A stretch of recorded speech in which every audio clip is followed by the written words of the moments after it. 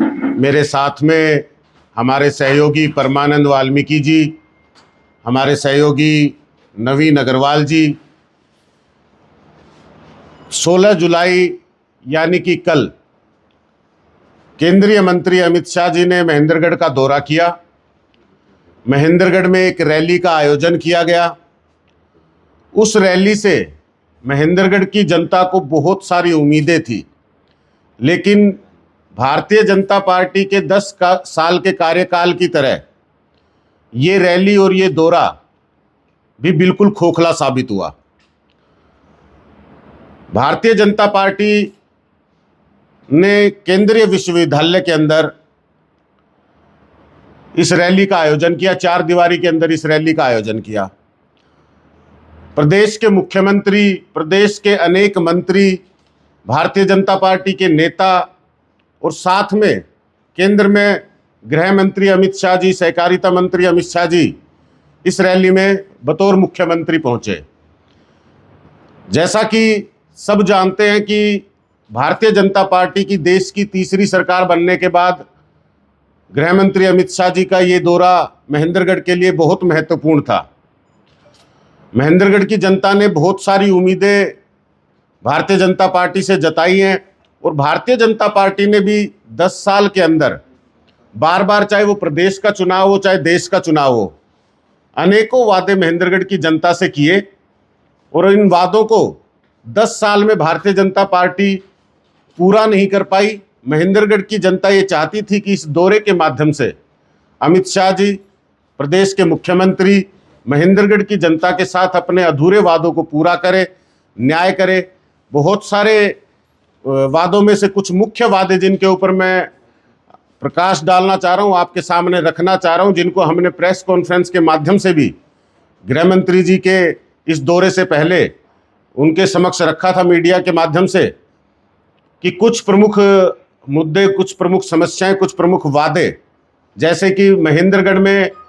जिला मुख्यालय की स्थापना, एक बहुत बड़ा वादा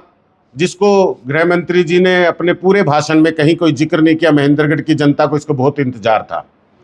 महेंद्रगढ़ में आईएमटी की स्थापना का वादा भारतीय जनता पार्टी 10 साल से करती आ रही है। केंद्रीय विश्वविद्यालय जिसमें ये कार्यक्रम का आयोजन किया गया, उसमें एक मेडिकल कॉलेज की स्थापना की मांग लंबे समय से चली आ रही है और भारतीय जनता पार्टी के नेता भी अपने चुनाव से पहले इसका जिक्र करते आ रहे हैं, बार बार वादा करते आ रहे हैं, वो भी आपने लंबित छोड़ दिया। महेंद्रगढ़ के अंदर खेल स्टेडियम की परियोजना का वादा लगातार भारतीय जनता पार्टी करती आ रही है, वो भी आज लंबित रहा। महेंद्रगढ़ के अंदर अच्छी कानून व्यवस्था, अच्छी सरकारी शिक्षा व्यवस्था, महेंद्रगढ़ के अंदर एक 200 बेड का सरकारी अस्पताल का वादा, इस तरह से अनेक वादे, चाहे वो युवाओं को रोजगार का वादा हो, चाहे कानून सुरक्षा व्यवस्था का वादा हो, चाहे किसानों को मजबूत करने का वादा हो, गांव-गांव में पक्की सड़कें, नालियों का वादा हो, अनेकों वादे थे जिसके कारण भारतीय जनता पार्टी 10 साल से सत्ता में आई और महेंद्रगढ़ की जनता ने पूरा साथ दिया, चाहे वो केंद्र की रही हो, चाहे वो प्रदेश की सरकार रही हो। लेकिन इस दौरे में किसी भी तरह से महेंद्रगढ़ का जिक्र ना करना, किसी भी तरह से महेंद्रगढ़ की अधूरी परियोजनाओं के बारे में चर्चा ना करना, महेंद्रगढ़ के लिए कोई भी नई परियोजना ना लेके आना, इससे महेंद्रगढ़ की जनता को बेहद दुख है। महेंद्रगढ़ की जनता ने जो उम्मीद जताई थी, उन उम्मीदों पे भारतीय जनता पार्टी के सारे नेता, चाहे प्रदेश के मुख्यमंत्री हो चाहे केंद्र के गृह मंत्री हो, वो खरे नहीं उतर सके। महेंद्रगढ़ की जनता के लिए ये दौरा पूरी तरह से खोखला साबित हुआ। इस कार्यक्रम के आयोजन में भारतीय जनता पार्टी ने जिस तरह से केंद्रीय विश्वविद्यालय का दुरुपयोग किया, यानी कि शिक्षण संस्थान का दुरुपयोग किया, इसके साथ साथ वहां पर जो रैली की गई, वो रैली, उस रैली के अंदर जो हरियाणा में जो इनका सूचना, जनसंपर्क, भाषा एवं संस्कृति विभाग है,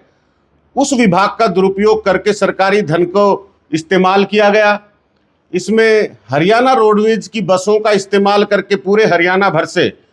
आपने भीड़ जुटाने का प्रयास किया।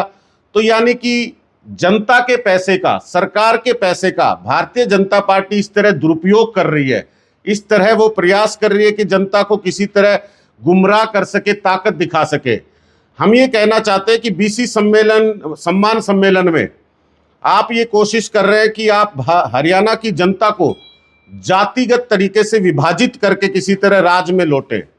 2 बार प्रदेश की जनता ने आपकी सरकार बनाई और 36 बिरादरी ने भारतीय जनता पार्टी का सहयोग दिया,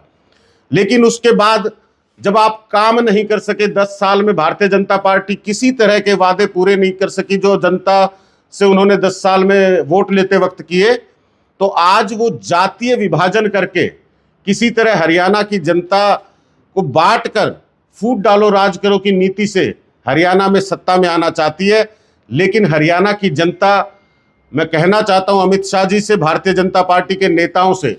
और खुद अमित शाह जी कल मंच से बात कर रहे थे कि भारत के प्रधानमंत्री नरेंद्र मोदी जी हरियाणा में बहुत समय बिता कर गए हैं। तो जब उन्होंने बहुत समय बिताया होगा तो उस वक्त आपने देखा होगा कि 36 बिरादरी में किसी तरह का भी जातिगत आपस में मनमुटाव नहीं है, ना कोई एक दूसरे की जाति से एक दूसरे का परिचय रखता है। यहाँ 36 बिरादरी मिलजुल कर सुख दुख में एक दूसरे का साथ देकर रहने वाले प्रदेश है ये। यहाँ पे चाहे प्रधानमंत्री ने कभी किसी का दरवाजा खटखटाया तो कभी उनसे भी उनकी जाति नहीं पूछी गई होगी। तो आज